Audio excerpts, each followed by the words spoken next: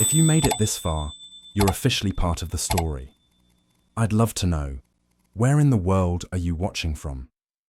Drop your city or country in the comments below, and let's see how far our stories travel. Your thoughts and reactions matter here.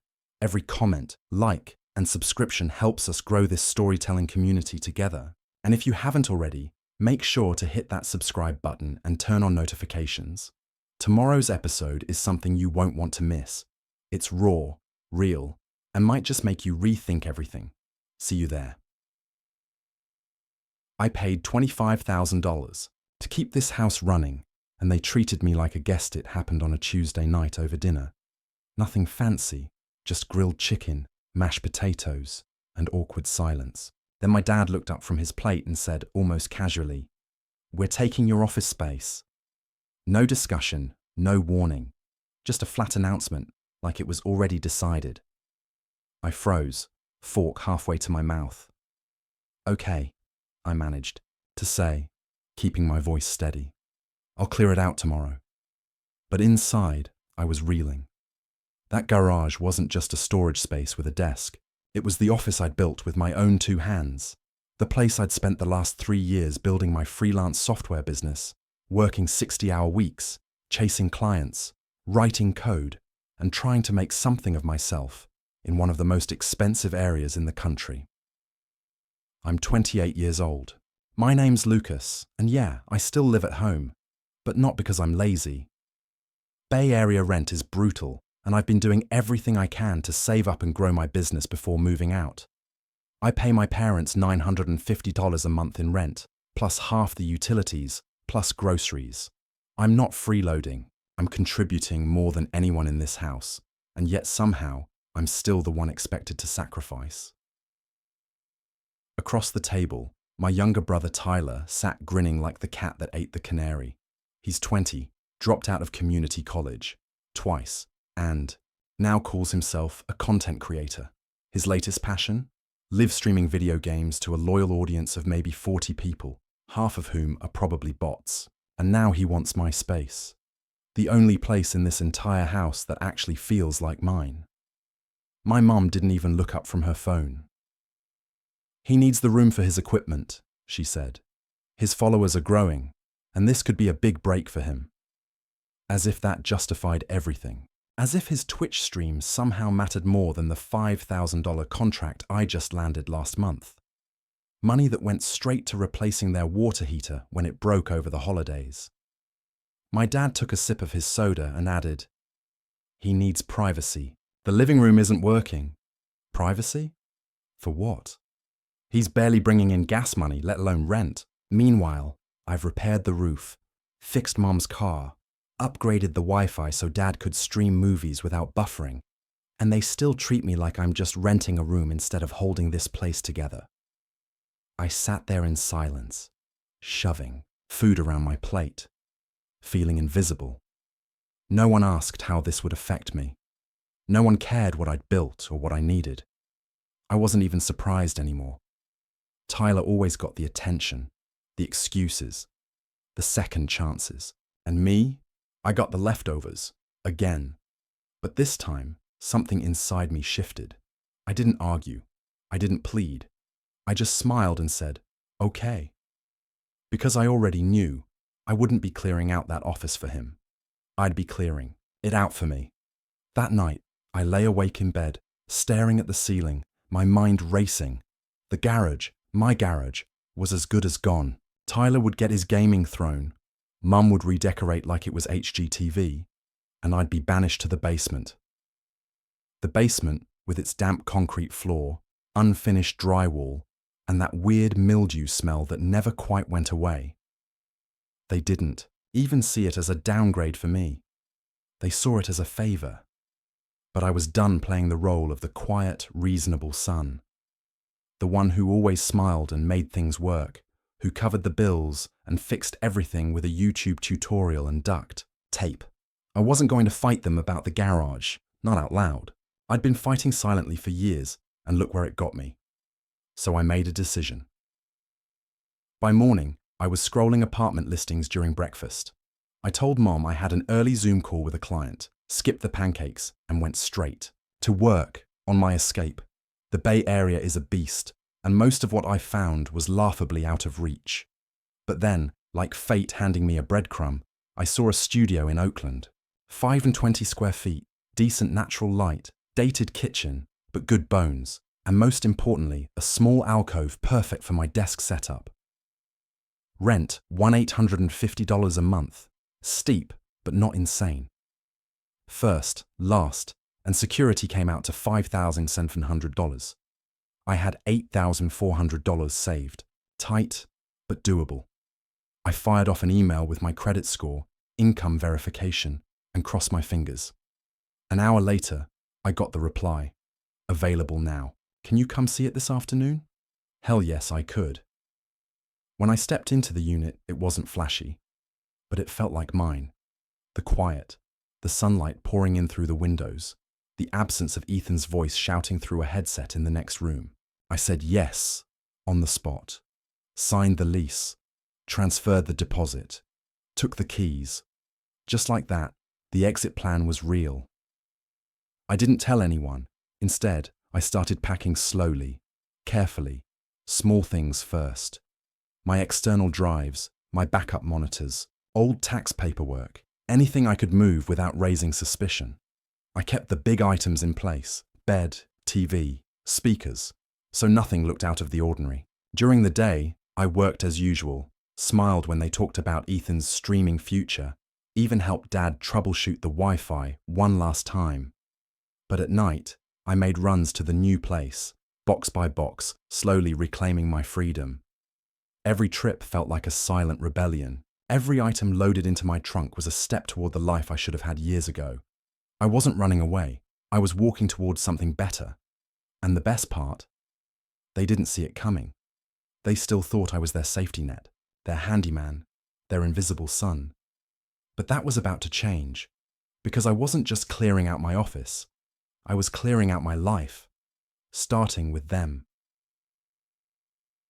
By the end of the week, about 70% of my essentials had been moved to the new apartment. No dramatic scenes, no slammed doors, just quiet detachment, precise and surgical. My old room still looked lived in, but all the important pieces, my server, cameras, contracts and savings, were already safe in Oakland. Back at the house, the shift started slow, like a storm brewing in silence. Saturday morning, I skipped breakfast and headed to my new place. A few hours later, Mum texted, "Hey, can you grab groceries after work? We're out of milk, eggs, the usual." I replied, "Got milk and bread. Budget's tight this week." That was the first crack. When I came through the door with just a single grocery bag, Mom stared at it like I'd walked in carrying a live raccoon. "Where's the rest?" she asked. "Figured we could all chip in this week," I said with a shrug. Then I walked away. In the garage, my old workspace, Dad was measuring the walls, no doubt visualizing Tyler's fantasy streaming setup. I didn't say a word, just casually unplugged a few remaining chargers and walked out. Then the little things started to pile up. The printer jammed. Normally, I'd fix it in 5 minutes. This time, I didn't even look at it. Mum had to go to Kinko's. The internet started acting up. The router needed its usual reset and placement tweak, something I used to do weekly. This time they dealt with buffering and dropped Zoom calls. The lawn, which I had mowed every Sunday since high school, started to resemble a jungle. Dad didn't notice until a neighbor made a comment. By midweek, the house was fraying at the edges. Dishes stacked up in the sink. Trash bins weren't taken out on time. The Wi-Fi kept cutting out during Tyler's streams, and his rage-filled screams echoed through the walls. I didn't lift a finger. Tyler eventually cornered me in the kitchen. "Hey dude, can you drive me to Brandon's? My car's making that noise again." "Take the bus," I said, without even glancing up. "The bus? It's 5 miles. Sounds like a you problem." 10 minutes later, Mum showed up, arms crossed. "Your brother needs a ride. I've got work." "You're drinking coffee?" "On my break, from work. That pays my rent, and yours, and his." She opened her mouth, then closed it. That stunned silence, music to my ears. By Thursday, Dad finally appeared in my doorway, hesitant. "Hey, lawn's getting a little wild. Thought you'd take care of it last weekend." I didn't even look away from my screen. Wasn't planning on it. He stood there, awkward. "Something wrong?" I finally looked up. "Just busy with work." He nodded, unsure. "We all need to pitch in." That's when I gave him the look. The one that said, "You're just now realizing that?" "I'll add it to the list," I said. I didn't mention which list, but trust me, I'd been keeping score. By Friday morning, the house was unraveling faster than they could pretend otherwise. Tyler had half mowed the lawn, patches missed, lines crooked, like a toddler with a weed whacker. The sink was full of dishes he forgot to rinse. And the printer still jammed. Mum had started snapping at everyone, and Dad had attempted to fix the router, only to knock out the entire network for a full day. That afternoon, I was on a client Zoom call in my new apartment when my phone lit up. Dad calling. I ignored it. A minute later, a text followed. "Can you call me when you're free? Furnace isn't working again. It's freezing." It was mid-February. Temperatures were dropping into the 30s at night. I knew the problem. That old igniter needed replacing, something I warned them about months ago.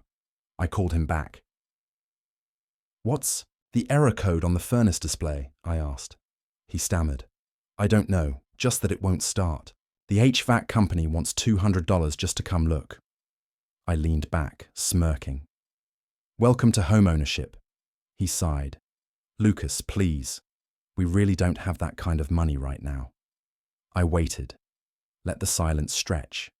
Then I said, "Text me the code, I'll look it up." Sure enough, it was the igniter, $95 part plus labor. Easy fix if you know what you're doing, but risky if you don't. I wasn't about to play handyman for free again, so I gave him a choice. "I'll help," I said slowly, "but only under one condition. Tomorrow night, we have a family meeting. No excuses. We talk about the house, the money, responsibilities, everything. Full transparency. And Tyler starts contributing." Long pause. Then, deal. Saturday, they showed up at my apartment. First time they'd seen the place. Dad looked around surprised. "It's nice, really nice." "Thanks," I said flatly. "Let's get to the furnace." I pulled up the manual, showed them exactly what part to order, and walked them through a YouTube tutorial on replacing it. Dad looked overwhelmed. Tyler looked bored. "I can't do this," Dad muttered. "I definitely can't," Tyler added. "Then call HVAC," I said. "Or learn." Dad gave me a look. "Can you come fix it?" I met his eyes. "One time, that's it. But after that, we sit down and talk, all of us." He agreed. I fixed the furnace in under an hour, then sat them down at the kitchen table, laid out every dollar I'd spent over the past year, $10,200 in rent, $2,700 for the furnace, $1,800 on Dad's car, groceries, repairs, tech support, over $25,000 total. Then I turned to Tyler. "You start paying $300 a month rent. You get a job, you help around the house. No more freeloading." He scoffed. "That's not fair. Streaming is my focus." "Streaming doesn't pay bills," I snapped. "Target is hiring. So is Amazon. Pick one." Dad actually backed me up. "Your brother's right. Things have to change." Tyler looked betrayed, like the golden throne had been pulled out from under him. And for once, I didn't feel bad. The next week was strangely quiet, not just at my place. Peace had become my new normal, but back at my parents' house too. No frantic calls about broken routers, no guilt trips, no grocery lists dropped in my inbox. It was like they were tiptoeing around the fact that I wasn't their on-call handyman anymore. Then, something unexpected happened. Tyler got a job, a real one. Warehouse work. Early mornings, long shifts, minimal gaming. According to Dad, he hated it, complained non-stop for the first 2 weeks. But he still showed up, still clocked in. And when rent day came, he handed Dad $300 in crumpled 20s without being asked twice. I nearly passed out when I heard. And it didn't stop there. Dad started fixing things around the house himself. He watched tutorials, made a list of tools he needed, even patched the drywall in the laundry room without calling me. Mum set up a family budget for the first time in her life. She even started paying me back. Small amounts, 20 or 30 bucks here and there, but consistent. They were changing, slowly but surely. 3 weeks after that first family meeting, I came by for dinner, voluntarily. The yard was mowed. The kitchen was clean. And Tyler, he was at the table, not streaming, not sulking, but actually asking me questions about saving money and budgeting apps. I'll admit, I almost choked on my lasagna. Later that night, Dad handed me an envelope. Inside was $500 in cash. "It's a start," he said quietly. "We know it doesn't cover everything, but we're serious about making this right." He wasn't making eye contact, just staring at the floor, but his voice didn't shake. It was real. Then he added something that hit harder than I expected. "We didn't realize how much we were leaning on you until you weren't there to lean on anymore." For the first time in years, I didn't feel like just the family workhorse. I felt seen, and Tyler, he kept showing up. He cut back on streaming, still did it on weekends, but with a job-first mindset. And he didn't complain when Dad asked him to help fix the back fence. He actually did it, without me, without backup, without begging. A few months later, I got a text from him that I had to reread 3 times to believe. "Hey, got a bonus. Wanted to pay you back for the bike Dad sold. Let me know your Venmo."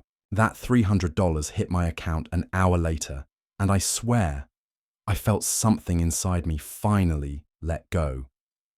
We're not a perfect family now. I still keep my boundaries. I don't drop everything when things break. I'm not their free tech support anymore. But things are better, healthier.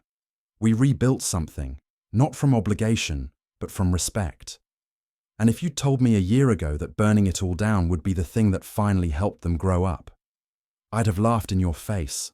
But now, standing in my own apartment, business booming, peace restored, and my family standing on their own 2 feet, I don't regret a damn thing. If this story resonated with you, even just a little, we'd love to hear your thoughts. Have you ever been in a situation where your value wasn't recognized until you walked away? Maybe you've been the one holding everything together behind the scenes, quietly sacrificing while others took you for granted. Or maybe you had to make a hard decision, like setting boundaries with family, or finally putting yourself first. Whatever your experience, share it in the comments. We read every single one, and your story might just help someone else feel seen. Also, let us know where you're watching from.